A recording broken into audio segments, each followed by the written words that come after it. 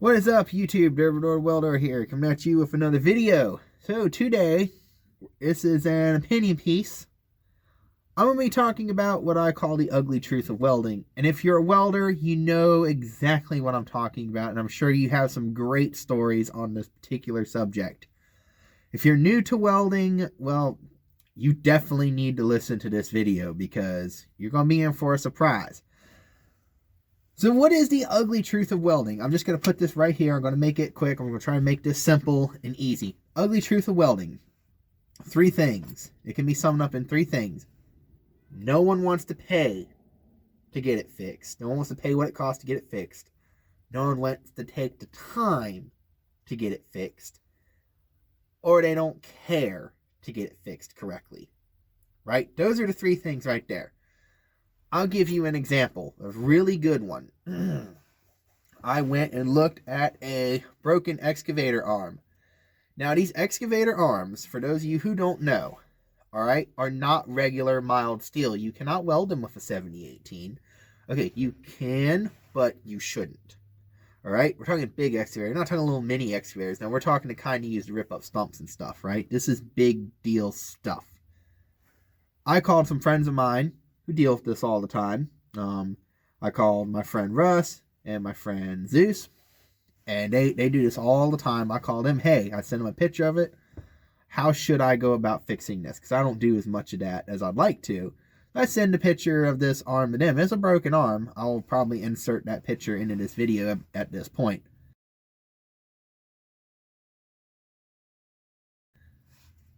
It's broken. You know, it's bad. Customer tells me when I get there, he's like, look, I want it fixed right. I don't care what it costs. You know, you get the normal spiel, right? I hear it from everyone. I don't care what it costs. I don't care this. I don't care that. Just get it fixed. Fix it right. I don't care what it takes. Just get it fixed right. Like, yep.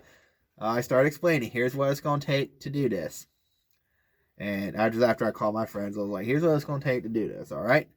We're going to have to, because it's cracked around the boss where the 2 main cylinders move the arm. So that's a little tricky. As much as I would like to cut a panel out and replace it, where that boss is, it's just not going to be very practical for this repair. So I took 2 different approaches from 2 different people who've been doing this and kind of combined them together into an approach that would work.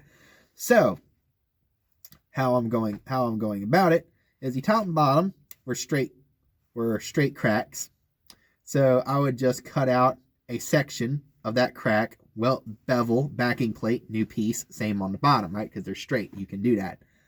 The spot where it's cracked along the boss, that bevel both sides, stick a backing plate. Once all that's in place, we bend the arm back and weld it, right? With 11018s. And the plate we're using as backing plate would be either cold roll or hard ox. And there's kind of, one guy's telling me you got to use hard ox. The other guy's saying you can use cold rolled because it's just a backing plate. So I decided hard ox they'd have to order. Cold roll was in stock. So I said, all right, we'll do cold roll because it's in stock. I tell the customer, you're looking at probably a $1,500, $2,000 repair. I have to pick up some special welding rods for this because it's high strength steel. And you'll have to, I'm going to make, you have to pay for the parts. You pay me or pay the supplier. Here's the quote. He's like, okay, well, I'll pay the supplier. Give me the quote. I'm going to be in Raleigh anyway, so I'll go pick him up, right? Get that to him. And, he was all like, yeah, let's do it, whatever. I tell him it's going to be Monday. Now, this is a Thursday. This is starting on a Thursday. I tell him it's going to be Monday for them rods show up. And you're looking at a couple days. I'm going to probably be out here a couple days working on this. Are you all right with that? He's like, yeah, that's fine. He's like, it's all good. It's all good. I'm like, all right, cool. Well, everything seems to be in motion. I even pulled my SA200. I pulled it. I freaking drained the carburetor out and cleaned up the float bowl, the little sediment bowl and everything. Got it all cleaned out and everything, because it likes any bit of junk gets in that car, but acts silly. I got everything all cleaned up and ready to go. I ordered the 11018s, $140 for 20 pounds and the 2 little 10-pound cylinders. It's on the way. He calls me yesterday, Friday, and goes, hey, man, listen, I got another welder who's going to come out and fix it, and he said we don't have to do half that stuff you said. He said that we can just butt it together, bevel it, and weld it, and he can have it done same day. And I was like, well, I don't want to be rude to whoever you got coming out here, but I don't really think that's the wisest approach to this. He's like, well, I want it out of there by Monday, so I'm going to have him come out there and he can do it for half the price you're going to do it. So I was like, all right, that's fine. Just keep me in mind in the future if you need any other welding. And you keep it sweet. Don't try to hit the other guy. I don't know who this other welder is, but I'm not gonna start hating or hitting on the other welder. I don't know what they're doing, right? So yeah, that I don't believe I honestly believe what they're gonna do is they're gonna bend that thing back, butt it together. He's gonna take a gouger and gouge a groove in it all the way around, weld it with a bunch of 7018s, send them on the way. The problem is with that's high strength steel. All right, you need 118s or 11018s. That 7018 is softer than the steel that arm is made out of, so it's created a weak point. When that breaks, because it's when it's going to break. It's no longer a simple repair.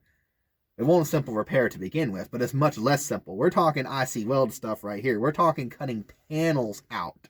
You have to remove a section of the panel where that bad weld is now and weld in new hard ox panels. It's now, what he's done is he has taken what would have been a $1,500, $2,000 repair and he has turned it around into a $4,000 repair, a $3,000 or $4,000 repair or more. And I'm probably going to be getting a phone call from this guy in a couple weeks going, hey, it done broke. Can you come out and deal with it? Right? And it's going to be like, I ain't going to tell him I told you so, but, it'd be like, hey, there's a reason I told you it needs to be fixed this way. I think we see why now. That's the most recent example. Doesn't want to take the time, doesn't want to take the money, it doesn't care. Basically all three right there. Next, this even better one, I'm dealing with the city of Wilmington. Oh man, they hired an engineering firm for simple restoration work, right? We're talking, you're removing you're talking about staircases, right? We're removing rusted pans. You're out near the beach, so just got the salt water in the air and everything. So you got all these stair pans in a parking deck they're rusted out. You got frame members for stair landings that are rusted out. Easy stuff. I do this all the time. And the company I was bidding with, the company I've bidded with them as one of their subs for a long time. They're great people to work with. So they got this job. They sent me all the bid documents in last March. They finally got around to actually working on the project, like starting in November. And then it got pushed back to December. I go down there for a project meeting, and I don't even know how to explain any of this. So I was going over the plans, the prints, and I'm like, this is silly. These prints don't make any sense. So just an example of the prints that don't make sense. We're talking, you got a stair landing, and they're always made a C-channel all the way around. They have a C-channel all the way around. There's a C-channel sitting up there. It's got rusted out spots in it, right? Big spots that are rusted out on the bottom side, because that's where they always rust out at. So I was looking at the plans going, there ain't no way they really want, the plans called for cutting out the sections that are rusted, making a matching piece out of another piece of C-channel, sticking it in there, full penetration weld one side, back gouging the other side, and welding the other side. Now, what's really funny about this is that, that C-channel, there's only like that much. It's up against the wall. There's only that much between the C-channel and the wall. You cannot back gouge or weld the back of that. So at the meeting, the second meeting, I bring that up to the city and the engineers along with the CWI, because the CWI shows up at the second meeting, and I pull him aside, I'm like, dude, have you seen this? And he's like, yeah, that ain't gonna happen. So me and the CWI that they hired tell them, the city of Wilmington and the engineers that they hired, this cannot be done. Along with another thing that me and the CWI agreed is just not possible. We tell them this just can't be done. All right. This is not possible to do. And the way you're calling for it is going to cost you more money and take more time. And the engineers, there's 3 of the engineers there. One's even on he's on the speakerphone. And the one on speakerphone is like, yeah, well, we in the city disagree with you on that. If you disagree with our stance on that, you hire an engineer, you put together a counter proposal, send it in, and we'll look at it. So instead of listening to us, me and the CWI have been doing this stuff forever, they decide they want us to foot the money. They were already wanting me to foot the money for shop drawings of stuff, like detailed plans of how every single repair is going to be done. They're wanting me to do that. And I'm like, no, I don't write detailed plans of how the repairs are supposed to be done. You, the engineers, I told them, this is your job. You're the ones who have the insurance, the training, and the skill in this matter. You need to handle it. They go, no, this is the welder's responsibility. It's like, no, it's not the welder's responsibility. I have no responsibility to write you plans, prints, or procedures. That is your job. You're insured for it. You're trained for it. My job is to show up here, cut, and weld.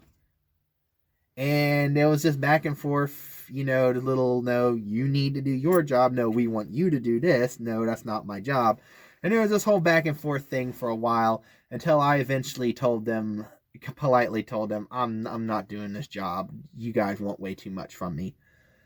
The fact is, what the bottom line was, they were trying to push liability off of their company onto me. They're trying to push, they don't want to do it correctly. They want to do it their way. They want me to write plans so when or if something goes wrong, they can go, oh, it was him, he did it, look, he did it, and, blame it all on me. I'm not stupid. I know what's going on. So I backed off the project, said, hey guys, sorry, I can't do it. Which it would have been a really nice job because it would have been, a $50,000+ job. And after they threw in a bunch of other stuff, it would have been $100,000 in 6 months. It would have been a real job. Would have been a real rig job. But it wasn't rig welding. They wanted me to project manage the metalworking side. And no, I'm not your project manager, guys. I'm sorry. So it was a total disaster. I backed away from that one and told them they probably need to hire somebody a little bit more local to Wilmington who has a little bit more experience in the bureaucracy that they want, the level of bureaucracy that they're going for. So that might not be all of those 3 things, but definitely they didn't want to do it right. That's for sure. They didn't want to fix it correctly. Whether it was a time and money thing or a pride thing, I have no idea. And I will tell you one thing, there are a lot of people, I cannot give you enough examples of people who just want stuff put together incorrectly just to save a couple dollars. And I'll give you this is a good example. Working for this tractor trailer truck driver for a while, he ships potatoes and he's got a big refrigerator type trailer. He buys this trailer cheap, to add to his fleet of trailers, I guess. And he got it cheap because a load got loose on the inside and smacked the outside wall. So there's a dent sticking outside this trailer about that much across the whole length of it. It's pretty bad. I tell him this is how he has me come out to look at it for replacing, because it's all aluminum and it's all welded in place, that framework. Usually it's like 60-61 I-beams. Little small I-beams are like S-beams that make up that side that go up and into a piece along the top, then across the top. He's like, well, how can we do this? I told him, well, it's simple. You got to take all these panels off. There's the big sheet panels riveted to the side. Take all those off along the affected area. And we'll look at the beams, the vertical beams. I'm assuming they're probably going to need to be replaced. You're like, we can't straighten them out? I'm like, I highly doubt they're going to straighten out worth anything.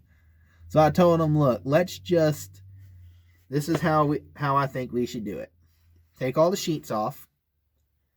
we'll take all the sheets off on the outside. We will cut the I-beams out.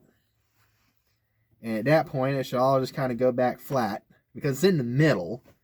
So it's not like it's at one of the corners where one of the front or side beams is bent. It's at the corner. It's not at the corner. It's in the middle. And just replace the beam all the way from the top to the bottom. He's like, all right, I'll get back with you. Like, okay. He calls me a couple weeks later. He's like, hey man, we got that trailer ready for you to come out and weld. Like, okay, cool. I was like, did you guys take it apart or something? He's like, oh yeah, I hired a friend of mine as a handyman to come out there and prep it for you. All you gotta do is come out there and weld it. All right, cool. I get out there. Oh my God. The dude is actually a part-time handyman. It's his side gig. And he's probably good at cutting wood. He ain't got a clue when it comes to cutting aluminum because they're jacked, crooked, sideways, all sorts of messed up. But not only that, he did not do what I told him he needed to do. Instead of taking the whole sheet out, he takes out from the bottom up a couple feet, like the really bad area, takes those sheets out, takes the sheet out there, cuts about this much, like I kid you not, that much out of every single one. Basically where the beam went doink like this, where it was bent the sharpest. And has a bunch of pre-cut pieces that this dude done cut. He then cut these sections out and then he wants me to just go weld them in. Right? And it ain't gonna work like that. I call him like, dude, this ain't gonna work. He's like, oh yeah, it will, just weld them back in. I'm like, there's a freaking 1/4 inch gap on either side of these, and these little beams are only a 1/16 inch thick. He's like, well, just make it work. I was like, all right, fine, but whatever happens, happens. If I welded it, breaks, whatever. This is on you because you didn't do it how I told you it needed to be fixed. He's like, well, we ain't got the money to fix it the way you said, so we're gonna do it this way. I'm like, all right, that's fine. Whatever. So I put it all together. I weld it. They put the sheet back on, and the trailer's still crooked. It's still bent. Why? Because it's bent at the top and the bottom too, not just at that sharp point. That's what they just didn't understand. I tried to tell them that, but it just won't clicking in their head. Not only that, even better, he made me wait 3 months to get paid. Just to add insult to injury, he made me wait 3 months to get paid. When I finally was able to get my money from him, he goes, yeah, what you did didn't last very long. I was like, yeah, I told you it won't last long. He's like, oh, I could have got somebody else to come out there to do it for half the price and done better. I was like, look, then you call that person, you have them come out and do it.